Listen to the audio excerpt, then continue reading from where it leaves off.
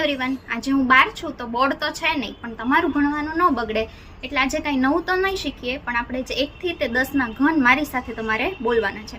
આ શોર્ટ્સ છે એ તમે તમારી રીતે સેવ કરી લેજો અને આખા દિવસમાં તમને જ્યારે પણ ટાઈમ મળે ત્યારે મારી સાથે તમારે ઘન બોલવાના, એટલે કે 1 થી 10ના ઘન છે એ તમને યાદ રહી જશે.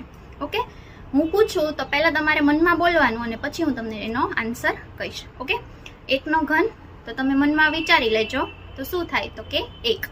2નો ઘન 8, 3નો ઘન 27, 4નો ઘન 64, 5નો ઘન 125, 6નો ઘન 216, 7નો ઘન 343, 8નો ઘન 512, 9નો ઘન 729 અને 10નો ઘન 1000.